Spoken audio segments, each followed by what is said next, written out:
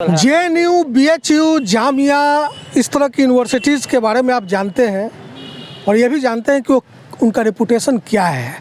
वो हिंदुस्तान के top 3, top 5 universities में आते हैं। सेंट्रल यूनिवर्सिटी का ये जलवा अपना होता है, उसका एक अपना रेपुटेशन होता है। बिहार में भी काफ़ी मशक्क़त के बाद, आंदोलन के बाद एक यूनिवर्सिटी खुला, सेंट्रल यूनिवर्सिटी खुला, महात्मा गांधी सेंट्रल यूनिवर्सिटी मोतिहारी में, पूर्वी चंपारण में। इस वक्त मैं वहीं हूँ, पूर्वी चंपारण मोतिहारी गांधी मैदान में खड़ा हूँ और मेरे साथ जो आप देख रहे हैं आकाश हैं, पुन्नू हैं और भी लोग हैं जो खड़े हैं। तो हम लोग एक विशेष बातचीत करने के लिए यहाँ खड़े हैं कि मैं ये कह रहा था कि ये 16 में जब ये यूनिवर्सिटी यहाँ इस्टेब्लिश हुआ तब से आज 22 साल, 6-7 साल हो गए और उनके प्रथम कुलपति से लेकर अब तक ये यूनिवर्सिटी किसी अन्य सफलता के बजाय सिर्फ और सिर्फ अलग अलग विवादों की वजह से सुर्खियों में रहा, खबरों में रहा।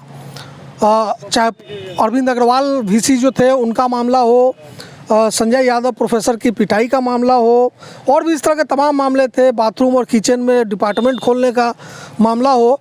और अभी एक बहुत ज़बरदस्त मामला है जिस पर अभी हम लोग बात करेंगे, वो है PhD एडमिशन में लेकर विवाद।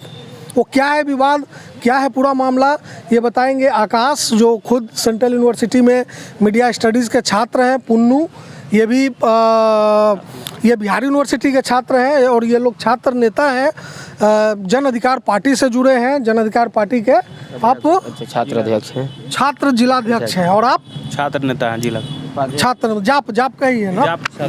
और आप लोग भी जुड़े हैं क्या किसी पॉलिटिकल से या ऐसे ही? हम लोग जुड़े नहीं, स्टूडेंट है सेंट्रल यूनिवर्सिटी के, बिहार यूनिवर्सिटी के। तो क्या है मामला, क्या है ये इस बार PhD को लेकर के आप लोग काफ़ी हल्ला उल्ला कर रहे हैं, क्या है मामला? देखिए PhD का जो नामांकन हुआ है, किस सब्जेक्ट में, किस विषय में? हम बता रहे हैं, वही आ रहे हैं, जूलॉजी डिपार्टमेंट और मीडिया स्टडी, और तीसरी एक आ गई है हिंदी डिपार्टमेंट। अच्छा। इन तीनों डिपार्टमेंट में जिस तरीके से नामांकन लिया गया है, बड़े पैमाने पे इसमें धांधली हुई है। जब उसका आप मेरिट लिस्ट देखेंगे तो सबसे बड़ा चीज़ तो यह है कि जो चोरी करता है वो चोर खुद ऐसा काम न करता है ना, जो कितना भी तेज चोर हो वो पकड़ा जाता है, एक ऐसा ना ऐसा सबूत छोड़ देगा, वो ऐसा क्लू छोड़ देगा कि पकड़ा जाएगा। इन लोगों ने क्या किया है कि जब आप उतने ही निष्पक्ष थे, हमारी सवाल है कि आप जब उतने ही निष्पक्ष थे, आप जब सच में अच्छे तरीके से एडमिशन निष्पक्षता के साथ ले रहे थे, तो आप बच्चों के कंपोजिट स्कोर के साथ क्यों नहीं मेरिट लिस्ट निकाला? कंपोजिट स्कोर के साथ आप मेरिट लिस्ट निकालते। क्या है कंपोजिट स्कोर, क्या है समझाइए जरा। एंट्रेंस एग्जाम और वाइवा दोनों के जो स्कोर आता है उसको मिला करके उसका एवरेज निकाला जाता है। कैसा निकला है यहाँ? नहीं निकाला है, नहीं ऐसा निकला है, कौन सा स्कोर निकाला है? कोई स्कोर नहीं निकाला है लोग, केवल रजिस्ट्रेशन नंबर जो ऑनलाइन अप्लाई किया है और नाम और फादर्स नेम। कंपोजिट स्कोर ये लोग निकाला ही नहीं है। कंपोजिट स्कोर अगर ये लोग निकाले होते तो बच्चे कैंडिडेट को ये पता नहीं चला कि हमको कितना नंबर आया? नहीं, कुछ पता नहीं चला। कैसे होता है?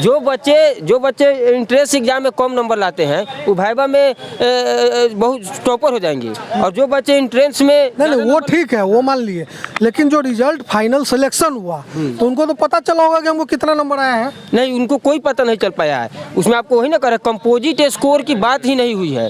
कंपोजिट स्कोर जो है वो उन्होंने शो ही नहीं किया। कंपोजिट स्कोर आप क्वालिफाइड और डिस्क्वालिफाइड केवल शो किया गया है। कंपोजिट स्कोर शो करते तो बच्चे तो एक चीज समझाइए, जिनका मतलब आप ये कह रहे हैं कि PhD में एडमिशन में ये विवाद हुआ है, ठीक है, तो जिनका नहीं हुआ है उन लोगों से में से किसी से बातचीत हुई आप लोग? बिल्कुल, जो बच्चे का नहीं हुआ, जो दावा कर रहे हैं कि मेरा होना चाहिए, इसमें देखिए कंपोजिट स्कोर ही एक मामला नहीं है, इसमें मामला आरक्षण की भी है। जो आप सीट रिजर्व करके नोटिफिकेशन निकाले थे कि इस कैटेगरी को इतना सीट रहेगा, इस कैटेगरी को इतना सीट रहेगा, आपने बिना किसी बैठक के, बिना किसी मैनिपुलेट पे रखे हुए, किसी DRCC का एक बैठक होता है कि आप जब अगर आपको सीट को ख़त्म करना होता है, 1-2 सीट को आपको घटाना होता है, तो आप DRC के बैठक में उसको मैनिपुलेट पर रखकर वहाँ से आप इजाज़त लेकर के सभी सदस्यों के सहमति से आप घटा सकते हैं।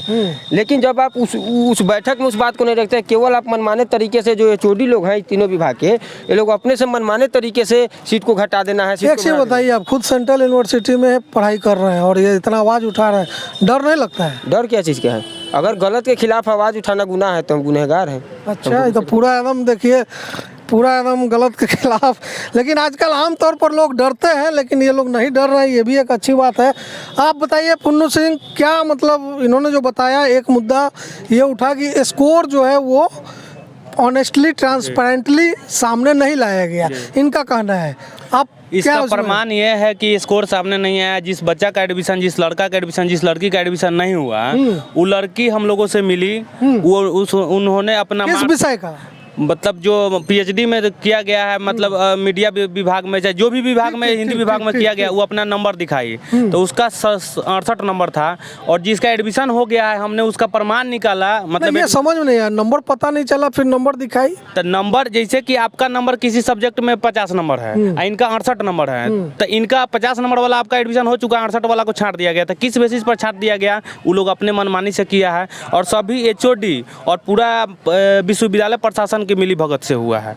और ये क्लियर नहीं हुआ कि आप कह रहे हैं कि नंबर जो है वो लाया नहीं गया, तो कैसे पता चला कि इनको 50 है, इनको 68 है? सभी विभागों ने इस तरह नहीं किया है। कुछ विभागों ने कंपोजिट स्कोर नहीं निकाला है, और कुछ विभागों ने तो बड़े पैमाने पर एकदम दिखाकर धांधली किया। जैसे जूलॉजी डिपार्टमेंट में एससी कैटेगरी के लिए 2 सीटों का आप नोटिफिकेशन निकाले थे, और एससी कैटेगरी से एक लड़की बारखा कुमारी मेरिट लिस्ट में थी, उसका एडमिशन हो जाना चाहिए। आपने उसका एडमिशन क्यों नहीं किया? क्योंकि आप जिस विचारधारा को वो लोग मानते हैं, विश्वविद्यालय में जिस विचारधारा को वो लोग बैठा कर रखे हुए, उस विचारधारा को वो लड़की फॉलो नहीं करती थी। शायद वो अति दलित समाज से थी, पिछड़े समाज से थी, इसलिए उसको नहीं लिया गया। जबकि वो अकेला मेरिट लिस्ट में एससी कैटेगरी से थी, और जब 2 सीटें थी तो उसका एडमिशन क्यों नहीं हुआ? ये भी सवाल उठता है। होना चाहिए कि नहीं होना चाहिए उसका एडमिशन? होना चाहिए। दूसरी, मीडिया अध्ययन विभाग में जिस गुंजन शर्मा का एडमिशन हुआ है, उसको 50 नंबर आया हुआ है भाईबा में। देखिए, हम इसकी पुष्टि नहीं कर रहे हैं, आप बोल रहे हैं। हाँ, लेकिन हम लोगों का कोई कागज, प्रमाण है, प्रमाण में आपको दिखा दूंगा। मेरे पास सारी प्रमाण है, मैं आपको प्रमाण भेज दूंगा, पे स्क्रीन पर चला लीजिएगा। सारी प्रमाण है, हमने प्रेस कॉन्फ्रेंस में सारी बातों को उठाया था। जब गुंजन शर्मा, नाम लेने का कोई जरूरत नहीं है किसी पार्टिकुलर का। नहीं, पार्टिकुलर नहीं लेंगे ना। सवाल है कि जिस कैंडिडेट का एडमिशन हुआ, नहीं, जिस बच्चे का आपने एडमिशन किया और जिसका 68 नंबर है और जिसका 50 नंबर है, उसका आपने एडमिशन 50 नंबर वाले का ले लिया, 68 नंबर रिटर्न में था। हाँ, रिटर्न एग्जाम में। हाँ। और भाईबा में आप जो बात कर रहे हैं, तो भाईबा में जिस बच्चों का 50 नंबर आएगा रिटर्न में, यूजीसी जो एग्जाम ली है उसको 50 नंबर आएगा, भाईबा में टॉप कर जाएगा। आज जो बच्चा यूजीसी में 68 नंबर लाया तो भाईबा में फेल कर जाएगा। इसका मतलब भाईबा वाला नंबर पता नहीं है। नहीं, भाईबा वाला नंबर दिखाया ही नहीं ये लोग। अच्छा, यही बात आप लोग कह रहे हैं कि रिटर्न का पता है, भाईवा का नंबर नहीं पता है। ये फाइनल किसी को नहीं पता चल रहा है। कंपोजिट स्कोर निकालता तो पता चलता कि दोनों का स्कोर मिला करके कितना परसेंट हुआ और कितना से इन्होंने मेरिट लिस्ट निकाला है।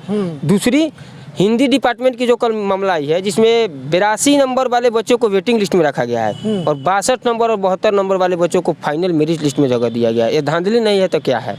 ये हमें ये तो आप इतना बड़ा आरोप लगा रहे हैं, कुछ प्रमाण वगैरह सब? सारे प्रमाण है, सारे प्रमाण को प्रेस कॉन्फ्रेंस करके बताए हुए हैं। सारे प्रमाण विश्वविद्यालय, प्रमाण चला दीजिए। सारा प्रमाण है। बिना प्रमाण के हम लोग कोई आरोप क्यों लगाएंगे? बिना प्रमाण के आपको हम बोल देंगे कि आप मेरा मर्डर किए हैं तब मान दीजिएगा। प्रमाण होनी चाहिए। कोर्ट भी मानती है। बच्चे लोग कोर्ट गए हैं, कोर्ट उनके PIL को एक्सेप्ट किया है, हाई कोर्ट कर लिया है। हाँ, बिना प्रमाण के कैसे एक्सेप्ट कर लिया है? RTI बच्चों ने किया, ये लोग जवाब नहीं दिया। जब ये लोग इतना ही सही था तो RTI का जवाब दे देना चाहिए।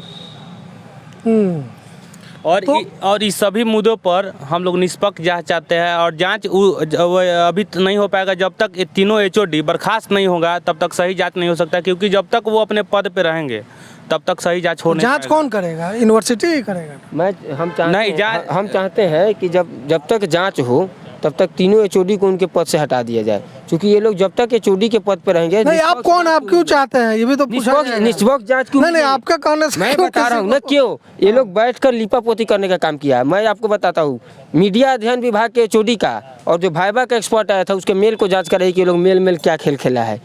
जब मामला तुल पकड़ा, जब मामला मार्केट में आया, जब हम लोगों ने प्रेस कॉन्फ्रेंस किया, कोर्ट में गया बच्चा, RTI किया, जब मामला तुल पकड़ने लगा तो DRCC के जो सदस्य मेरिट लिस्ट पर सिग्नेचर नहीं किए थे बैक में, उन लोगों को ये लोग पहले दबाव बनाया मीडिया अध्ययन विभाग के HOD कि आप सिग्नेचर कीजिए बैक डेट में। वो लोग सिग्नेचर नहीं किया, उन लोगों को पैसे का भी प्रलोभन दिया गया, लेकिन वो लोग बोले कि नहीं, हम सिग्नेचर नहीं करेंगे, आप लोग गलत तरीके से एडमिशन किए हैं।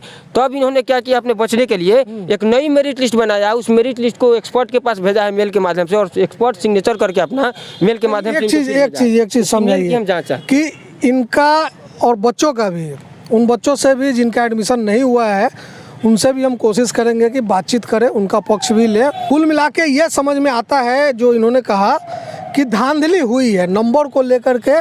कम नंबर वाले का नहीं हुआ, ज़्यादा नंबर वालों का नहीं हुआ, कम वालों का हो गया। अब टेक्निकली क्या है, इसको हम और भी समझेंगे, उनसे भी समझेंगे जो जिन बच्चों का नहीं हुआ और आप ये कह रहे हैं कि ये मामला कोर्ट में चला गया है। हाँ, कोर्ट में एकदम एक्सेप्टेबल है, कोर्ट का सबका नंबर आ गया है, कोर्ट में सुनवाई भी उसकी है, उसकी अब तारीख कोर्ट को भी तय करना है कि इसमें क्या होता है। देखिए कोई भी हम जब लड़ाई लड़ पाएंगे तो अभी देश में एक ऐसी सरकार चल रही है कि वो सड़क पे आप कितना भी लड़ते रहिएगा जल्दी नहीं सुनता है। तो हम लोग न्यायालय पे भरोसा है, हम लोग क्योंकि कानून को मानने वाले हैं, संविधान को मानने वाले हैं, इसलिए हम लोगों ने एक वो भी ऑप्शन रखा कि कोर्ट में भी हम लोग अपनी बातों को रखें, कोर्ट भी चीज़ को संज्ञान में ले, और माननीय उच्च न्यायालय ने संज्ञान में लिया है। सभी लोगों का जो PIL हुआ उसको एक्सेप्ट कर लिया गया है और इस पर सुनवाई होगी। हमें उम्मीद है कि न्यायालय भी इसका फैसला छात्रों के पक्ष में देगी। चलिए ठीक है, तो देखते हैं कि इन लोगों के आरोप में, इनके प्रमाण में कितना दम है, कोर्ट इस पर क्या फैसला करता है, और ये तो आने वाले समय में पता चलेगा। हम उन छात्रों से भी बात करने की कोशिश करेंगे, लेकिन एक दो चीज़ें क्लियर हैं। एक दो चीज़ों में एक बात जो इन्होंने कही, वैचारिक भेद, कि कुछ वैचारिक मतभेद के कारण भी किसी छात्र के साथ अन्याय हो जाता है, इन्होंने ये बात कही। और मुझे एक कहानी याद आ रहा है कि एक बहुत मशहूर व्यक्ति है इसी मोतिहारी के, जो नेशनल लेवल पे फेमस है। उन्होंने मुझसे बातचीत में कहा था कि PhD में उनका Motihari central university, Mahatma Gandhi central university में PhD में उनका इसलिए सिर्फ नहीं हुआ क्योंकि एक दिन पहले उन्होंने फेसबुक पर रवीश कुमार को बर्थडे की शुभकामना दे दी थी और ये खबर वहाँ तक किसी ने पहुँचा दी थी। ये उनका कहना है, बहुत क्रेडिबल आदमी है, नाम मैं नहीं लेना चाहता हूँ, ज़रूरत पड़ेगी तो नाम भी लिया जा सकता है। बहरहाल, जैसा मैंने शुरू में कहा कि सेंट्रल यूनिवर्सिटी का अपना एक रेपुटेशन होता है, उस रेपुटेशन के ठीक विपरीत, उल्टे बिहार में भी, उत्तर बिहार का जो ये सेंट्रल यूनिवर्सिटी है, महात्मा गांधी सेंट्रल यूनिवर्सिटी, ये एक अलग ही दिशा में जाता हुआ दिख रहा है। देखते हैं कहाँ पहुँचता है ये। देखते रहिए फाइनल पोस्ट। नमस्कार।